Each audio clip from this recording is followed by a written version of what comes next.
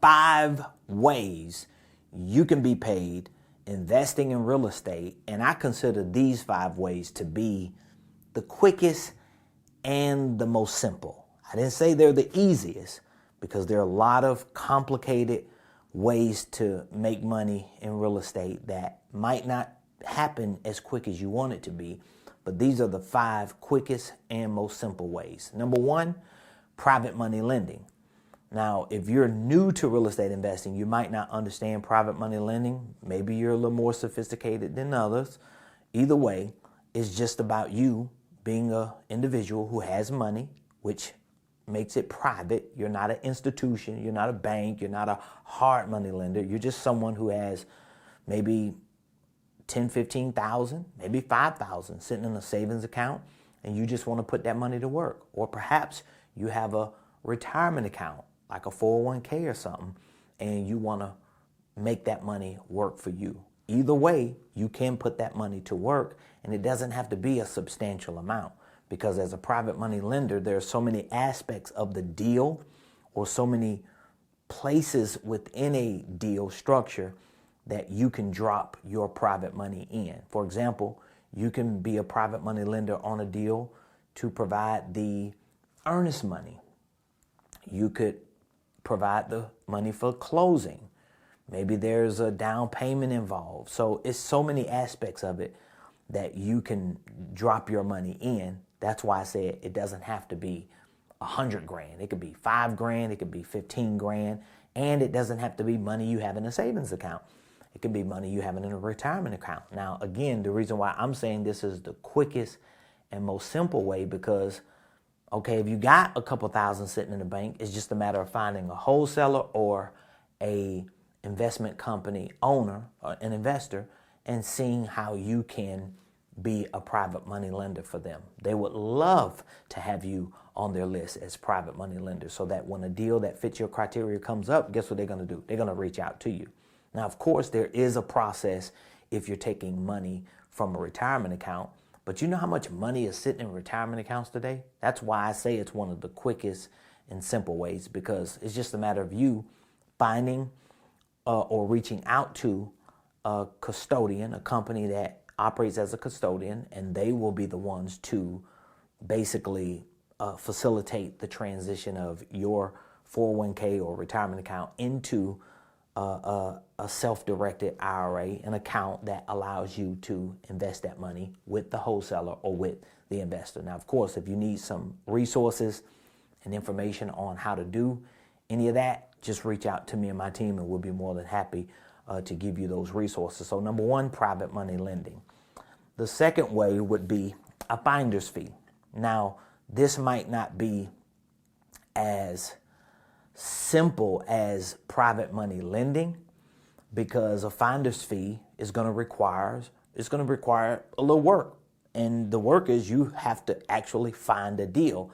But the reason why it's not as complicated as other ways, and the reason why I think it could even be quicker than private money lending, especially if you ain't got no money, so it's going to take you time to save money or figure out how to get your retirement account money self-directed, is because finding a property can start with you just knowing people in your family or in your circle who's selling their properties. So the key is going to be for you to, again, have a wholesaler or an investor that you know, or get a list of them, and it would be considered a buyer's list, and you need to find out what their buy box is, what their criteria is. So like, for example, if you wanted a finder's fee and you're in Metro Atlanta, well, you could put Ramone Preston, RP Capital, on your buyer's list, and you just reach out to us and say, hey, what is your buy box? Like, what is your criteria? What are you looking for? We can tell you the areas we're looking for properties. We can tell you the type of properties we're looking for, what some of the details of the criteria are. And guess what?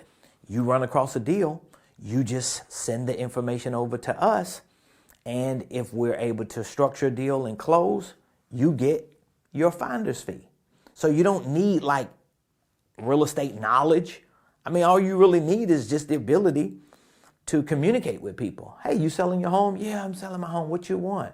Ask them a couple questions. And if you're working with a good wholesaler or investor, they may have some seller's questionnaire form that you can use or script that you can use. I'm not saying they're going to give you all this because you're just looking for deals. You're not really a wholesaler or an investor or private money lender, so you can't expect for them to just give you all their resources. However, if you have a good rapport and relationship with them, you can probably get it. Third way is a commission. Now, again, the commission, it really doesn't require a whole lot of extensive education and experience on your part, because getting a commission means that you're going to join the team of a wholesaler or an investor. And it could be for a base salary and a commission, or it could just be for you to come in as an intern and just learn the game, and in exchange for making calls and for finding deals, being a part of the actual team, you get access to all the platforms that they use to skip trades, to get people's contact information. You probably already have built-in lists that the wholesaler or investor has. And upon you getting a deal found and formed and locked in, you're going to get a commission. So that's a quick and simple way. And then number 4 is wholesaling. This is more, this is a little more complicated, because in order for you to be given an assignment fee, that's what the type of pay will be, an assignment fee. You need to have the deal structured. You need to have the terms clear, and you need a contract secured.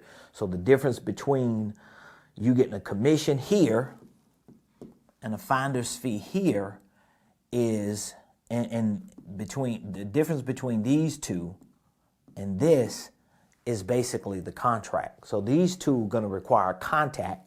This is going to require contract. All right. So if you bring me as an investor a deal and you're saying, oh, I got a deal, they say they want to sell the house and here's the price, blah, blah, blah, blah. But if you don't have the terms laid out in writing and a contract signed, a purchase and sale agreement signed with a closing date, if you don't have that, you're not a wholesaler. You're what we might traditionally call a bird dog. You're just someone who found a deal, or you're a member of a team getting paid a commission to make calls and to at least bring people through the pipeline to set a schedule for the wholesaler or the investor.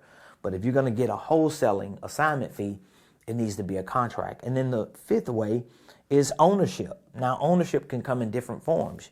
You could do a JV or joint venture partnership with someone if they allow you, because if you don't have the experience, a seasoned investor or a seasoned wholesaler might not want to JV with you. They may say, no, I'll give you a finder's fee if you don't know anything, okay? But it could be some type of internship that you're getting, and you're saying, listen, instead of you giving me a commission or a finder's fee or an assignment fee, let me get in on the actual equity deal. So it could be an equity position in an LLC, it could be a partnership, or you can be the investor, the end buyer who's actually doing the deal. Now, if you don't have a whole lot of experience and if you're just learning, I would not recommend you to be focusing on this level of getting paid, because you just want to get the experience.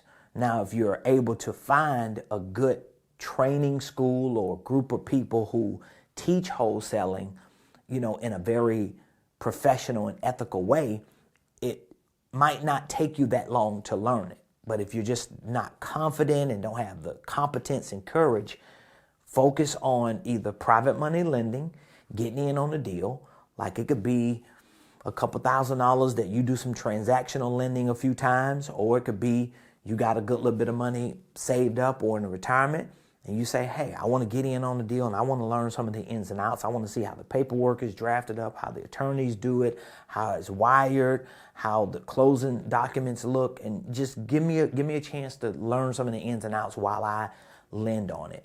Or again, finder's fee, commission. So these are just 5 ways you can get paid investing in real estate. And again, to me, they're the quickest and the most simple way, even though there's so many other ways you can do it. But if you do have any questions on any of these, or if you just need more resources on how to implement and execute these, don't hesitate to reach out to me. Leave a comment. Please make sure you hit the like button, the share button, and don't forget to subscribe to my YouTube page. And if you're ever on any other platforms, which you are, because we're in the social media world, be sure to go to the search engine, type in Ramone Preston, follow me on those pages as well. Hit that notification bell so that you can get all the new content that we're dropping, especially in today's world where entrepreneurship and real estate investing is a big deal for so many people who want to secure their financial lives and take their legacies to the next level. I'll see you in the next video.